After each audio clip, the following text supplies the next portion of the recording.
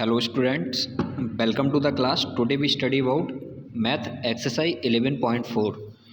11.4 में देखेंगे आप, इसमें आप रोम्बस के बारे में स्टडी करेंगे और इसमें अगर आप ध्यान देंगे तो इसमें अदर जो क्वेश्चन दिए गए आपके वो रोम्बस पर ही डिपेंड है, यानी ज़्यादा से ज़्यादा क्वेश्चन रोम्बस पर ही आए हैं। तो इसको समझने से पहले आप एक काम करिए, मैं आपको रोम्बस के बारे में बताता हूँ। यानी रोम्बस के बारे में ये बताऊंगा कि रोम्बस आखिर होता क्या है। देखेंगे रोम्बस क्या होता है। देखिए, अगर रोम्बस के फिगर की बात करें तो रोम्बस का फिगर कुछ इस तरीके का होता है। ये रोम्बस का फिगर है और ये फिगर है आपका ABCD, यानी इसको ABCD का नाम दिया गया है और इसका ये मिडिल पॉइंट है जिसको O का नाम दिया गया है। रोम्बस में क्या होता है, रोम्बस की जो साइड्स होती हैं यानी इसकी सभी साइड्स आपकी इक्वल लेंथ की होती हैं, यानी रोम्बस की सभी साइड इक्वल लेंथ की होती है, सभी साइडों की लेंथ इक्वल होती है। इक्वल लेंथ का मतलब क्या होता है, इक्वल लेंथ का मतलब ये होता है अगर सभी साइड का टोटल अगर आपको 40 डिग्री दिया गया है तो मैं कहूँ आपसे कि आप मुझे एक साइड का क्या बताइए कि एक साइड कितनी उसकी लेंथ होगी। अगर सभी साइड का टोटल 40 है तो एक साइड की लेंथ कितनी होगी। तो कहीं ना कहीं क्या होगा, ये जो 40 है आपका, ये 40 क्या है, इन चारों साइड में क्या होगा, बटा होगा।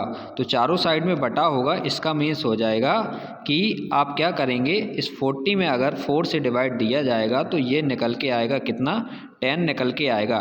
तो 10 का मतलब क्या है कि ये 10 जो है कहीं ना कहीं ये 10 एक साइड की क्या हो जाएगी, लेंथ हो जाएगी, यानी एक साइड क्या होगी, 10 की होगी इसमें, यानी रोम्बस में एक साइड 10 की होगी। तो इस हिसाब से क्या हो जाएगा, इसकी चारों साइड का टोटल क्या हो जाएगा, 40 हो जाएगा, यानी 40 ये टोटल हो जाएगा, या फिर ये कह लीजिए कि ये इसका पेरीमीटर हो जाएगा।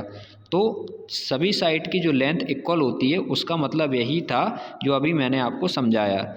इसके बाद बात करते हैं इसके डायगोनल की। देखिए, रोम्बस में आप देख रहे होंगे ये इसके डायगोनल है D से B तक, यानी DB क्या है, एक डायगोनल है, ये पहला डायगोनल है, और ये AB A से लेकर C तक ये इसका दूसरा डायगोनल है। इसमें होता क्या है, ये जो DB डायगोनल है, ये जो DB डायगोनल क्या है, ये वाला डायगोनल DB जो है AC डायगोनल को कट करते हुए निकलता है, यानी काटते हुए ये निकलता है।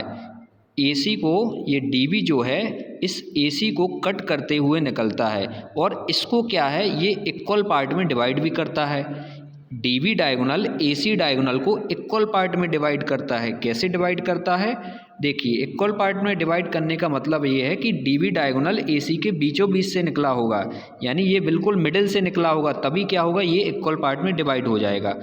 फॉर एग्जाम्पल अगर मैं बताऊँ आपको, AC की जो लेंथ है, AC अगर आपका 16 सेंटीमीटर का है, 16 सेंटीमीटर का, और DB ने क्या किया, AC को 2 इक्वल पार्ट में डिवाइड कर दिया, तो A से लेकर O तक की जो लेंथ है वो कितनी हो जाएगी, 8 हो जाएगी, और O से लेकर C तक की जो लेंथ है ये भी क्या हो जाएगी, 8, यानी इसने हाफ 2 पार्ट में उसको डिवाइड कर दिया। तो 16 का यहाँ पे हाफ कर देंगे तो क्या हो जाएगा, 8 सेंटीमीटर की A से लेकर O तक की लेंथ हो जाएगी और 8 सेंटीमीटर की O से लेकर C तक की लेंथ हो जाएगी। तो हाफ करने का मतलब ये होता है, और यही आपका क्या होता है कि इक्वल पार्ट में डिवाइड कर देना। इसी तरीके से अगर दूसरा डायगोनल देखें आप, AC क्या करेगा, AC भी B से D तक को, यानी BD जो डायगोनल दिया गया है इसको भी इक्वल पार्ट में डिवाइड कर देगा, यानी 2 इक्वल पार्ट में डिवाइड कर देगा AC डायगोनल।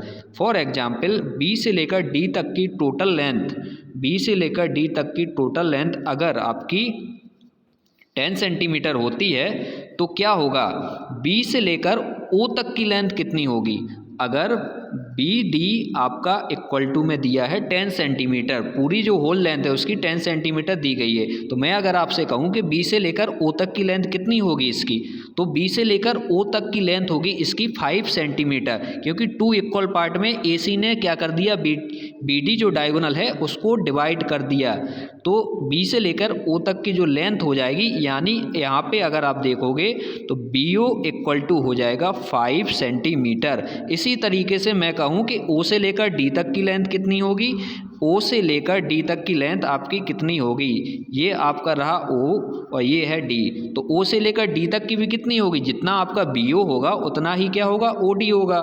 तो ओ से लेकर डी यानी अगर इसमें ओ डी क्या होगा आपका, ओ डी भी हो जाएगा आपका 5 सेंटीमीटर। तो ये थे आपके रोम्बस के डायगोनल। इसके बाद क्या होता है, जो रोम्बस के डायगोनल होते हैं ये एक दूसरे को जहाँ भी कट करते हैं, जिस पॉइंट पे भी कट करते हैं उस पॉइंट पे क्या होता है, 90 डिग्री का एंगल बनता है। यानी देखेंगे तो DB और AC ओ पॉइंट पे एक दूसरे को कट कर रहे हैं, यानी एक दूसरे को कट करते हुए निकल रहे हैं। तो ओ पॉइंट पे यहाँ पे क्या बनेगा, 90 डिग्री का ये यहाँ पे एंगल बनेगा। तो अगर आप इसमें देखेंगे COD ट्राइंगल COD में अगर आप देखेंगे COD, ये है COD, इसमें देखेंगे यहाँ पे ओ पर क्या बन रहा है, 90 डिग्री का एक एंगल बन रहा है। यानी ये कौन सा ट्राइंगल हो जाएगा, ये हो जाएगा आपका राइट एंगल ट्राइंगल। तो आपने देखा रोम्बस में यहाँ पे एक क्या बन रहा है, राइट एंगल ट्राइंगल बन रहा है।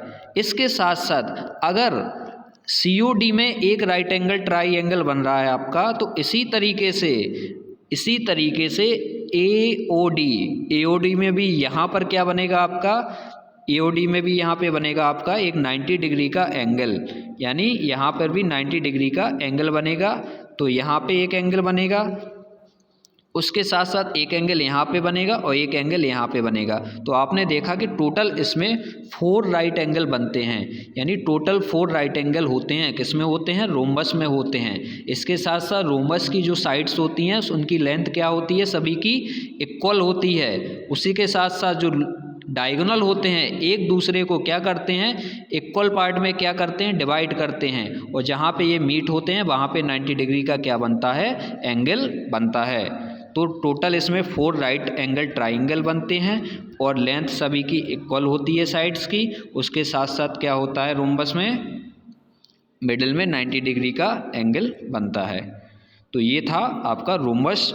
और इसमें रोम्बस क्या है, रोम्बस के जो क्वेश्चन दिए गए हैं वो इससे ही रिलेटेड हैं आपके, इसलिए आपको पहले रोम्बस के बारे में पता होना चाहिए, तभी आप क्या करेंगे, उसका सॉल्यूशन कर पाएंगे। इसके बाद इसमें जो ट्राइंगल AOB दिया गया आपका, तो जो ट्राइंगल AOB ये किसके इक्वल होगा, ये होगा ट्राइंगल BOC के इक्वल, BOC के इक्वल। तो BOC आपका ये दिया गया है, तो AOB किसके इक्वल होगा, ये होगा आपका ट्राइंगल BOC। तो ये क्या है, ये आपका जो आपने प्रॉपर्टी अगर पढ़ी होगी, ये SSS की जो प्रॉपर्टी होती है साइड की, उसमें क्या होता है, तीनों साइड क्या होती हैं, इक्वल होती हैं। यानी किसी ट्राइंगल की अगर तीनों साइड इक्वल हैं तो उसमें SSS जो प्रॉपर्टी होती है उसका यूज होता है।